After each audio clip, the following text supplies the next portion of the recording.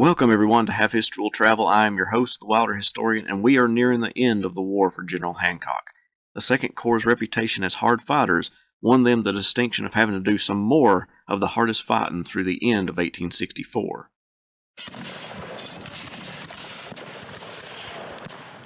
The monotony of siege warfare not only impacted the rank-and-file soldiers, but also the general officers.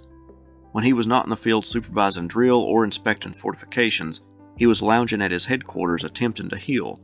One of General Meade's staff officers described the scene. Hancock lay at full length in a covered wagon, attired in a white shirt and blue flannel pantaloons, quite enough for the intensely hot day.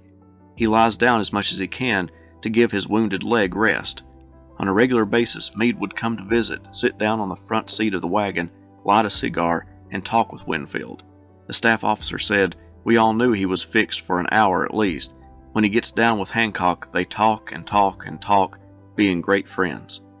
In late June, Hancock and the Second Corps were to march across the James River at Deep Bottom. They did so encountering some lightly held Confederate positions and capturing 4 20-pound Parrott guns. As they pressed on, Hancock came upon the well-entrenched men of Joseph Kershaw and Cadmus Wilcox. Seeing that the position was too strong to throw his troops against, he declined to attack it, but kept his eye on them.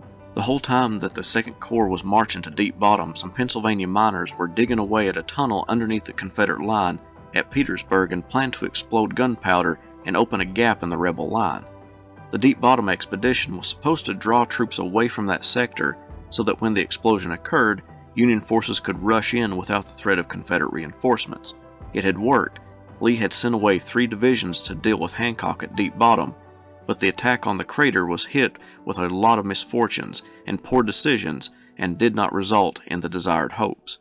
The fact that the Deep Bottom expedition worked so well to draw troops away from Petersburg made Grant desire another movement to Deep Bottom that would accomplish many objectives. Reports informed Grant that Lee was planning on reinforcing Jubal Early in the valley, so a movement to Deep Bottom may convince Lee to pull back those reinforcements, or if he did decide to send aid to Early, then his lines would be weakened. It seemed a win-win situation for the Union Army. The second expedition was much more complicated. Hancock's corps was to get on transports and to sail off as if going to Washington, but during the night they were supposed to steam back up the James River and disembark on gangplanks to the banks of the river. Hancock inspected the area personally and did not have faith in the gangplank idea, so he ordered wharves to be built. The expedition was fraught with mistakes. When the steamers went up the river, some boats ran aground and others found that they were taking on too much water and couldn't get to the wharves. When the Corps did disembark, it was much later than anticipated, but Hancock assaulted the fortifications as directed. However, Winfield ran into another problem: green troops. His ranks were replenished by brand new recruits who had never seen battle. Many refused to attack, or if they did so lackadaisically.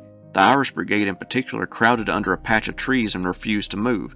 It was horribly frustrating for the Corps commander, who had been so successful with his veterans, but now could not follow orders because his troops would not do as they were told. One happy event that did happen at the same time as the second Deep Bottom expedition: Hancock was promoted to the rank of Brigadier General in the regular army. After the debacle that was the second Deep Bottom expedition, Grant set his sights on a vital railroad, the Weldon Railroad at Reams Station. On August 23rd, Hancock and his troops occupied the station and began destroying the railroad for about 3 miles to the south. The Sixth Corps, which had been at the station back in June, had built some entrenchments, so on the night of the 23rd, the Second Corps occupied them. It was in the shape of a U and was not placed in the best location to fight off an attack. On the night of the 24th, Meade sent word to Hancock that a large body of enemy troops were moving in his direction. It was troops under Hancock's old friend Harry Heth, who was leading his men in that sector because A.P. Hill was sick. On August 25th, Heth's troops opened a grand artillery volley that scared the new recruits in the Second Corps. The cannonading only lasted 15 minutes before Hancock sent in 4 brigades.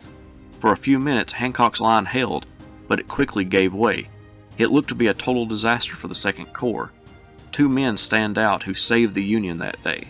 One was Hancock, the other was his young division commander Nelson Miles. Miles led what men he could find to repulse the rebels. Many got shot down in their attempt to retake the entrenchments. Hancock rode around the battlefield assembling groups of soldiers and leading them personally to the front lines, coming near being shot multiple times. The actions of Miles and Hancock were tireless, and they were able to keep the battle from being a total Union rout. It was getting dark, and that brought the fighting to an end. Hancock brought together his 3 division commanders and asked if they attacked, could they retake the position. Miles and Gregg said yes, but Gibbon said no, his men were not up to the task. Knowing that the assault would be pointless if all 3 divisions didn't act in a coordinated effort, Hancock ordered his men to fall back, leaving the field. Heath's men pulled back at the same time, but Hancock was sorely bitter for the situation. As his chief of staff said, it was the first time he had felt the bitterness of defeat during the war. This was the first big loss in Hancock's time as a corps commander. It was usually the 2nd Corps that held itself together during most battles, win or lose, but this was different. By October, Grant wanted another movement made to the southwest, this time at Hatcher's Run. He moved part of the 2nd Corps and the 9th Corps to that location. When the 2 Union Corps were supposed to attack, the 9th Corps held back and did not make their assault. Without a threat to the Confederate line, Harry Heth was able to concentrate his force against Hancock at Hatcher's Run. This time, when the 2 friends met on the battlefield, Hancock came out the victor. For the most part, Winfield's line held firm, and after the fight, he had to pull back because the rest of the Union forces had not supported him. Hancock had redeemed himself for the debacle at Reams Station. That was the last of the major campaigning because winter was coming on. Throughout the summer and into September after the disaster of the crater, Ambrose Burnside was in a court of inquiry, and Hancock presided over it. By the end, Burnside would be relieved of command.